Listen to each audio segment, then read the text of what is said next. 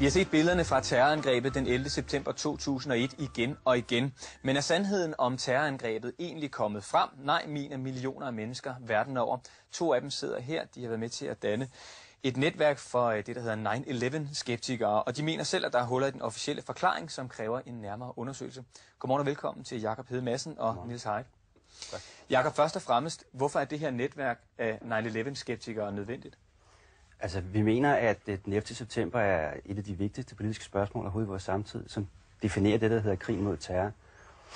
Og at hvis man kan gå ind og påvise, at 11. september, som ligger til grund for hele det her fænomen, der er krig mod terror, ikke har udspillet sig nøjagtigt sådan, som den officielle forklaring siger, så er der grund til at revidere mange ting.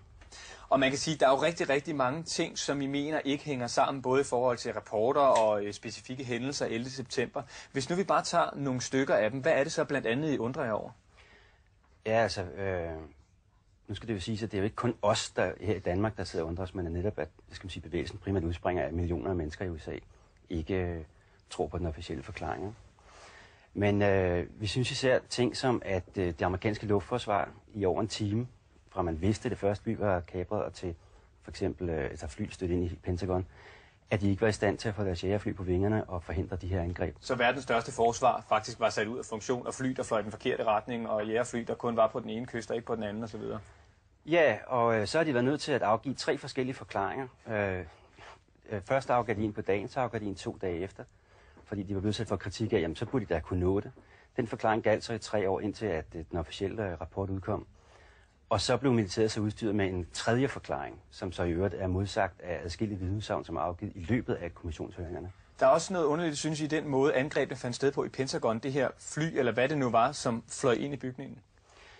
Ja, altså det blev jo angiveligt, skal vi sige, ham der styrede det, var en af araberne der, som hedder Hani Hanjour, og han havde ikke engang været i stand til at flyve en Cessna, da han gik på flyskole. Altså et lille motorsport? Ja, han blev beskrevet som en frygtelig dårlig pilot, simpelthen, ikke?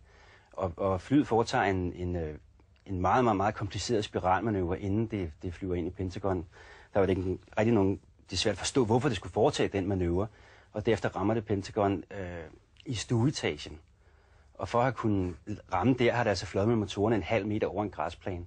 Så det er altså den uduelige pilot, der lige pludselig kan lave en meget avanceret manøvre med et meget stort fly? Ja, det må man sige er ret fantastisk. Og den sidste ting, det handler jo om bygningerne, der styrter sammen, og måden, de styrter sammen på. Ja. Og Niels Heid, du er lektor i kemi. Hvad mener du om den måde, som for eksempel, lad os tage tårn 7, fordi det var ikke de 2 tvillingetårne, som vi kender, men et andet tårn i komplekset af World Trade Center. Den måde, det styrter sammen på. Hvad er det, der er mærkeligt ved det? Der er mærkeligt ved det, at det styrter fuldstændig symmetrisk sammen på 6,5 sekunder. Og vi kan lige se et klip af det her, mens du taler. Ja, det vi ser, det er som sagt den 7. bygning i World Trade Center. Ja, lige nu ved jeg ikke rigtigt, vi har en billede af en jordklode på skærmen, men vi får et rigtigt planet. Billede af det kommer der. Planet. Det der er nu taget Uptown fra Manhattan. Ja, der ser vi bygning 7 styrter fuldstændig symmetrisk og fuldstændig lodret sammen med fritfaldshastighed. Og lad mig lige forklare, hvad det er. Det vil sige, at den er på 47 etager. Den var 183 meter høj. Den havde en grundplan på størrelse med en lille fodboldbane. Og når jeg siger, at den falder med frit fald, så betyder det, at den øverste etage, 47 etage, prøv at se nu ryger den ned. Den falder fuldstændig som om, der ikke er noget nedenunder. Det vil sige, hvis man havde stået på 47 etage og sluppet et æble ud af vinduet, så havde det ramt jorden samtidig med 47 etage. Men hvad er det så, I mener, der er sket? Nå, det ligner fuldstændig det, der hedder en kontrolleret nedrivning. Det ser ud som om, at sådan falder et hus sammen, hvis man river det ned med vilje. Og det her tårn, det styrter jo faktisk også sammen 7 timer efter, at de 2 tvillingetårne, de er blevet ramt. Der er ikke nogen fly, der har været sådan i umiddelbar nærhed af det her tårn. Det er i hvert fald ikke noget, der er ramt, og alligevel styrter det sammen på den her måde. Ja. Og det er jo så noget af det, I synes er underligt. Jakob, hvem er det, der har interesse i at fortælle en anden sandhed, end den, der indtil videre er blevet givet i forhold til World Trade Center? Altså, hvem har interesse i at holde noget skjult? Her er det interessant at kigge på en tænketank, som hedder Project for New American Century, altså projekt for et nyt amerikansk århundrede, som i år 2000 udgav en rapport, som de kaldte for Rebuilding America's Defenses, altså en ombygning af det amerikanske forsvar, hvor de redegør for, at i og med, at USA nu har muligheden for at blive den største supermagt, så mener de, at man skal forfølge det her global dominans.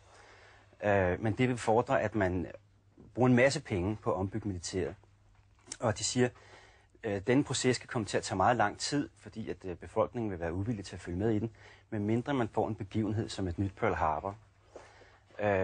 Få måneder efter får de her mennesker magten, fordi det er neocons, som mange af dem sidder centralt placeret omkring Bush, især i starten af hans regeringstid. 9 måneder efter de har fået magten, så kommer denne hændelse, som de efterlyst, et nyt Pearl Harbor. Og så står de faktisk parat til at gennemføre nøjagtigt de krige, som de havde sagt i det dokument, de var interesseret i. Så det var faktisk en forudsigelse af dem selv, kan man sige, at det der så rent faktisk kom til at ske? Ja, de har sådan set sagt, hvad de godt kunne tænke sig, og hvordan det skulle kunne ske, og så sker det nøjagtigt sådan, at de står parat til at gennemføre det. Niels Heidt, der er jo rigtig mange, der mener det ene og det andet. Der er også masser, der er uenige med jer og siger, jamen det kan sagtens være foregået, som det indtil videre er blevet beskrevet. Hvorfor skal man tro på dig? Hvorfor skal man tro på jer? Jamen, man skal ikke tro på mig specielt. Man skal tro på sig selv. Og de billeder, som vi lige har set, de taler fuldstændig klart deres eget sprog. Og som du selv sagde, der var 2 flyvemaskiner, men der var 3 skyskraber. Og så enhver, der kan tælle til 2 eller tælle til 3, må have på fornemmelse, at der er et eller andet galt. Her til sidst, vores tid er gået, Jakob. Får vi nogensinde den fulde sandhed om, hvad der skete 11. september efter jeres mening? Det synes jeg er utroligt svært spor, men jeg er sikker på, at hvis flere mennesker begynder at beskæftige sig med det her, så vil det skabe en forandring, fordi de får øjnene op for, hvad der foregår rundt omkring os. I gjorde i hvert fald jeres forsøg. Tak fordi I kom. Så tak. Der er tale om multikulturelt stormøde, når KNA